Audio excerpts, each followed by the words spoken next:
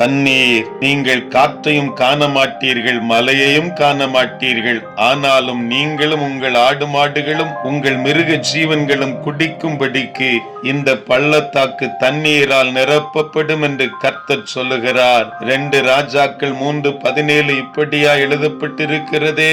இஸ்ரவேல், யூதா, ஏதோம் ஆகிய 3 ராஜாக்களும் மோவாபியருக்கு எதிராக போர் புரிய செல்லுகிறார்கள். 7 நாட்கள் பயணத்துக்கு பின்பதாய் அங்கே தண்ணீர் இல்லை. இராணுவமும் மிருக ஜீவன்களும் தண்ணீர் இல்லாமல் தத்தளிக்கிற பொழுது ஆண்டவர் இப்படியாய் எலிசா மூலமாய் வார்த்தைகளை கொடுக்கிறார். ஆண்டவர் சாத்தியமில்லாததை சாத்தியப்படுத்துகிறவர், முடியாததை முடிய பண்ணுகிறவர். இனி அவ்வளவுதான், கதை முடிந்தது என்று உலகம் சொல்லுகிற அந்த சூழலுக்கு மத்தியிலே ஆண்டவர் புதிய பாதையை நமக்கென்று ஏற்படுத்தி தருகிறவர் அல்லவா? அனாந்தரத்தில் வழிகளையும் அவாந்தர வழிகளை ஆறுகளையும் உண்டாக்குகிற ஆண்டவர், அடையாளமே இல்லாத இடத்திலே அற்புதத்தை செய்கிறவர், எதிர்பாராத இடத்திலிருந்து அருமையான அற்புதத்தை நிகழ்த்தி காண்பிக்கிறவர். பள்ளத்தாக்கிலே வாய்க்கால்களை தோண்டும்படியாய் வேதம் சொல்லுகிறது. வறண்ட நிலத்திலே குழி தோண்டுவது எத்துணை கடினம். தண்ணீரை வைத்து நனைத்து மண்ணை தோண்டுகிறது தான் இயல்பு. ஆனால் அந்த வறண்ட நிலத்திலும் தோண்டும்படியாய் ஆண்டவர் அப்படியே பேசுகிறார். இன்றைக்கு நம்முடைய வாழ்க்கையிலும் அற்புதத்தை பெறும் முன்பதாக நம்மை ஆண்டவர் ஆயத்தப்படுத்த விரும்புகிறார். ஜெபம், வேத வாசிப்பு, ஐக்கியம் இவைகளால் நம்மை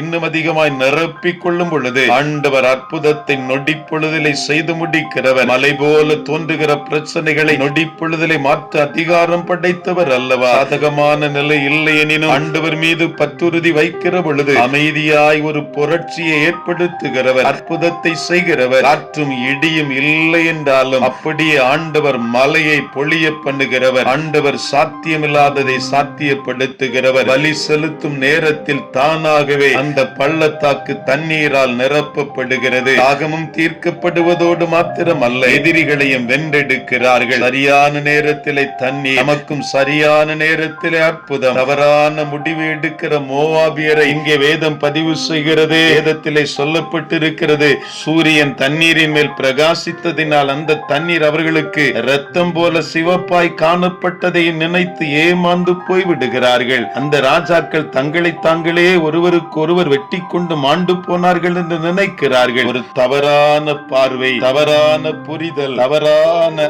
அழைப்பு அவர்களிடத்தில் இருக்கிறது. தவறாய் பார்க்கிறார்கள், தவறாய் புரிந்து கொள்ளுகிறார்கள். கொள்ளைக்கு வாருங்கள் என்று சொல்லி தவறாய் அழைப்பு கொடுக்கிறார்கள். சாகடிக்க நினைத்த வனாந்திரம் உயிரை தருகிறது. எதிரிகளுக்கு அழிவை தந்த இடமாய் அது மாறுகிறது. நம்முடைய பலவீனம் எங்கேயோ அங்கே பலத்தை ஆண்டவர் காண்பிக்கிறவர்.